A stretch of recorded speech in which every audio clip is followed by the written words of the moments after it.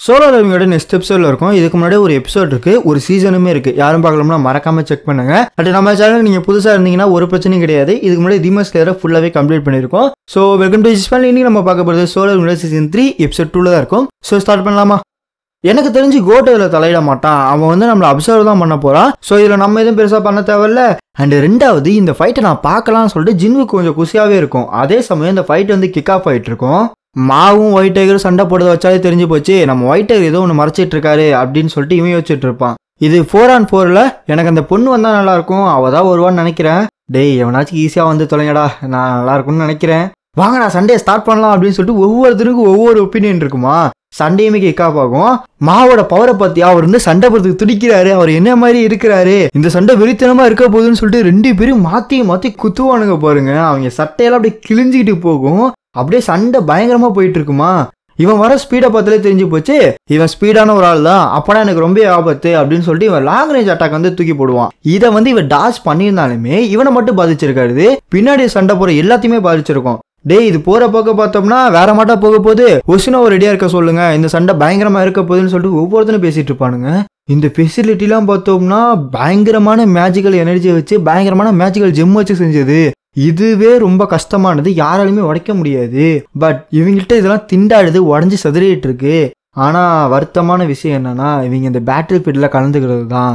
ஆக்சுவலா இந்த பேட்டில் சொல்ல மாட்டான், இவன் வந்து ஜேஜேஸ்ல நடக்க போதில்ல அதை யோசிச்சுட்டு இருப்பான். ஸோ இவங்க வந்து உயிரோட வருவாங்களா இல்லையான்னு சொல்லிட்டு இவனுக்கு ரொம்ப கவலையா இருக்கும். இவங்க ஒருத்தவங்க இவங்களோட ஆப்போனன்ட்ல பயங்கரமான ஒரு எஸ்ராங் கண்டர்ஸ். அப்படி இருக்கிறப்ப இவங்க கையை பிடிக்க போறேன்னு சொல்லிட்டு கையை உடச்சோட தான் போறானுங்க.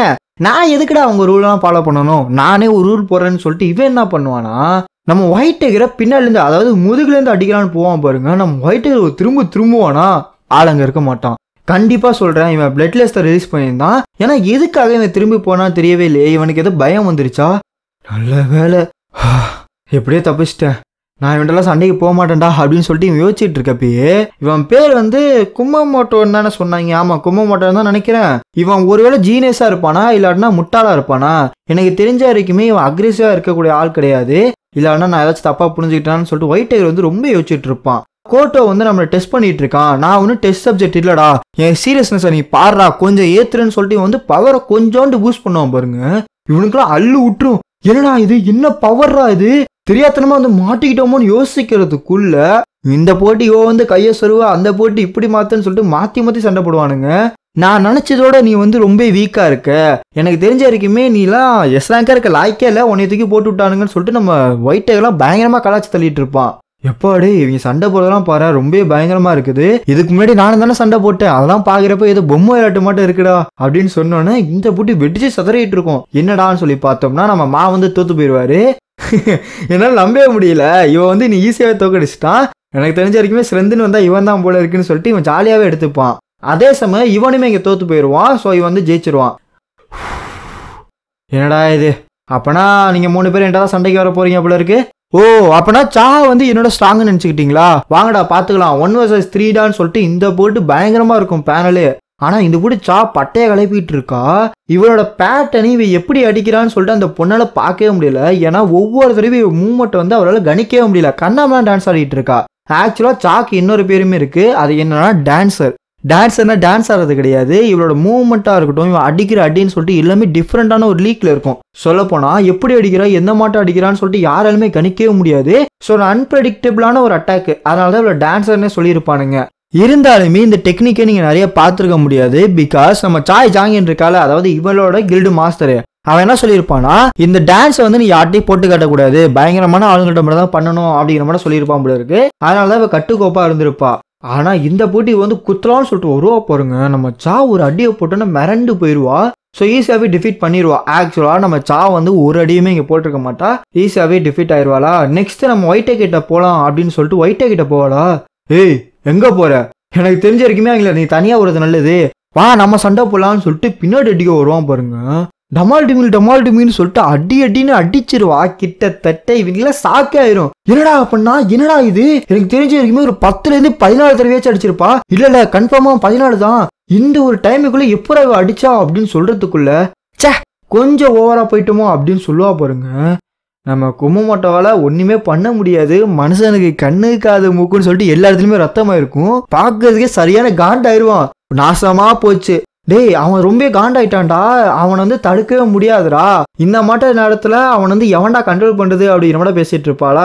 இங்க பாருமா, இதுக்கெல்லாம் வாய்ப்பே கிடையாது. அவன் கொஞ்சம் கோவப்பட்டாலே லூஸ் தரமா பண்ணிட்டு இருப்பான். அது ரொம்ப கோவப்பட்டானா இவன் யாரு அவன் யாருன்னு அவனுக்கு தெரியாது. டீம்மேட்டே அடிச்சு நவுத்துருவன். அவனெல்லாம் இந்த காம்படிஷன்ல போடலாமா, அவனா இதுக்கெல்லாம் லாக்கே இல்லாதவன் அப்படிங்கிற மாட்ட இவங்கெல்லாம் பேசிட்டு இருப்பானுங்க. ஆக்சுவலா இந்த குமமோட்டோ இருக்கான இவன் வந்து நார்மல் பர்சனே கிடையாது. பி ரேங்க் டஞ்சனே தனியா ஒத்தியால கிளியர் பண்ணக்கூடிய ஸ்ட்ரென்த் வந்துட்டு இருக்கு.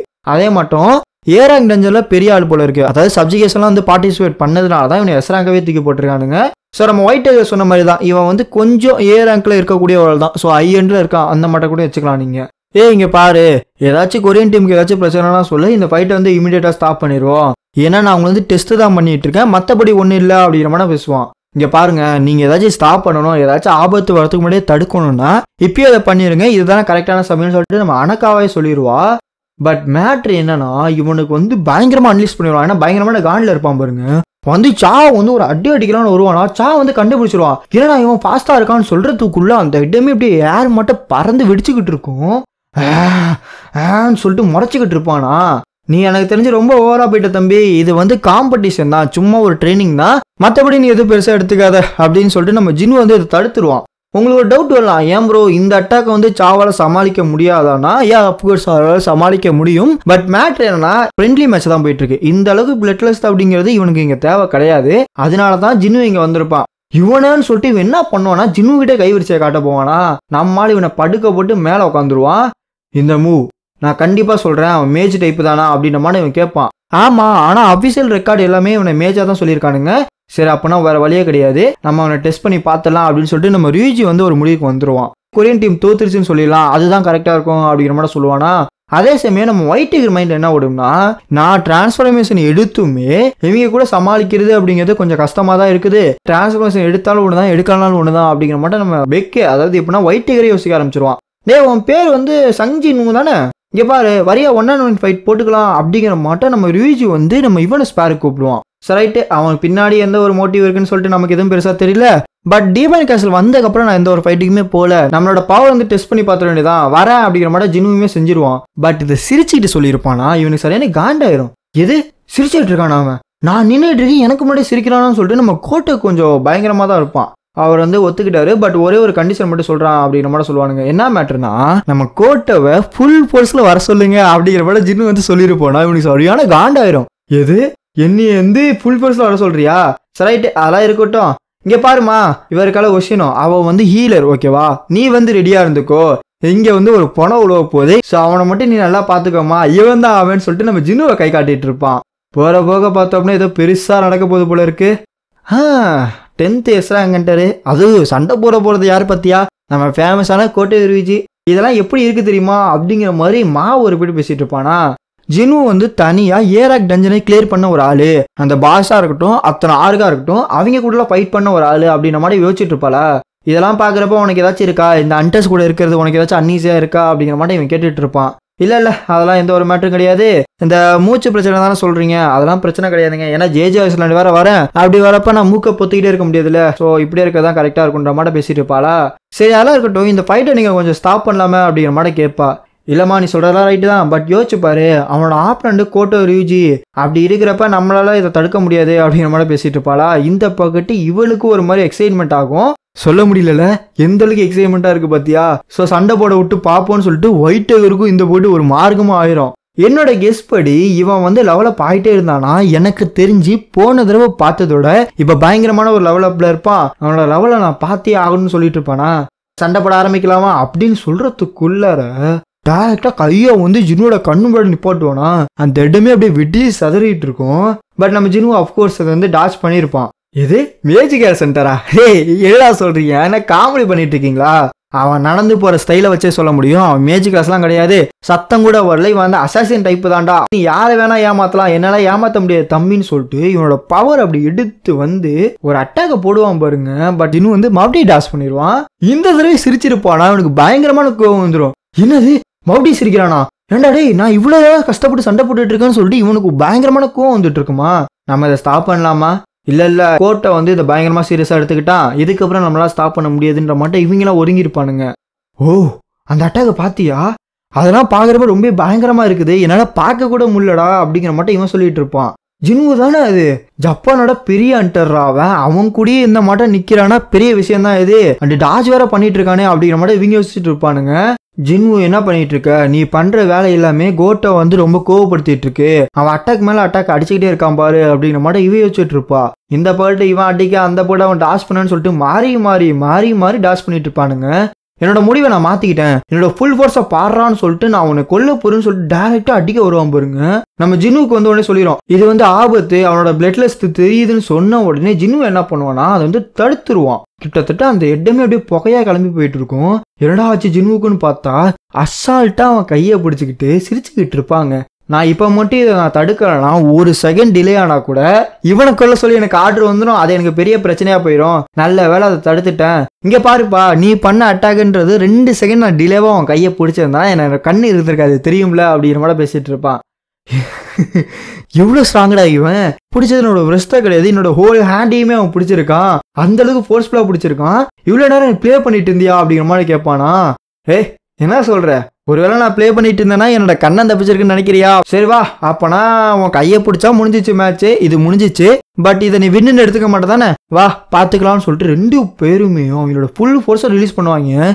அவ்வளோ மேஜிக்கல் இருந்துச்சு, பார்த்துன்னு இவங்களே சாக்கணும். டேய் என்னடா பண்றீங்க அப்படிங்கிற மாதிரி யோசிச்சுட்டு இருப்பானுங்களா. இந்த போட்டு வாடான்னு சொல்லிட்டு இவன் ஒரு பகுடு வரா, அந்த போட்டு இவனுமே வந்துட்டு இருப்பான். நம்மளா சீட் டச்சில் உட்காந்து பார்த்துட்டு இருப்போமா. இந்த போட்டு பார்த்தா ஜின்னுவை வந்து ஒயிட் டைகர் அண்ட் 2 பேருமே பிடிச்சிருவானுங்க. அந்த போட்டு இவங்க 2 பேருமே இவங்கள பிடிச்சிருவாங்க.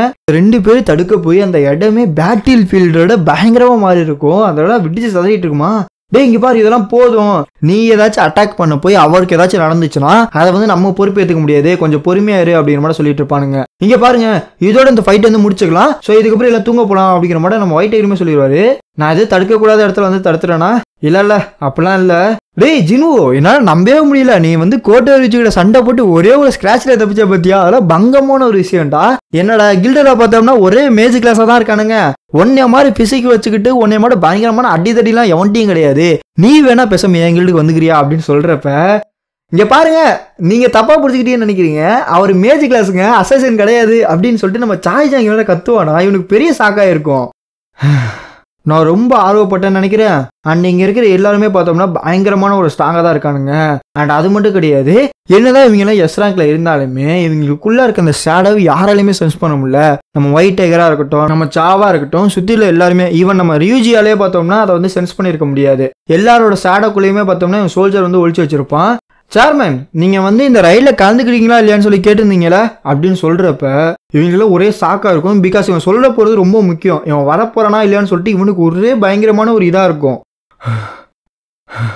அப்படின்னு சொல்லிட்டு நம்ம கோட்டோட மூஞ்சில ஒரு மரண பீதியை நீங்க பார்க்க முடியும். சரி, ஆஃப்கோர்ஸ் இதோட இந்த ஒரு சாப்டர் நம்ம முடிச்சுக்க போறோம். நான் தான் சொன்னல இந்த ஃபைட் ரொம்ப சூப்பராக இருக்குன்னு சொல்லிட்டு. நீங்கள் யாராச்சும் சோலோ லிவிங்கோட சீசன் 3 படிக்கணும்னு ஆசைப்பட்டீங்கன்னா 90லேருந்து 132 நினைக்கிறேன், இப்போ I am not wrong, dungeon break சாகான்னு சொல்லிட்டு ஒன்று இருக்குது. ஆக்சுவலாக சாகா கிடையாது, டஞ்சன் பிரேக் ஆர்க்குன்னு சொல்லிட்டு ஒன்று இருக்குது. அந்த ஆர்க் கூட இது வந்து கம்ப்ளீட்டாக முடிஞ்சிடும். Say of course love you so much.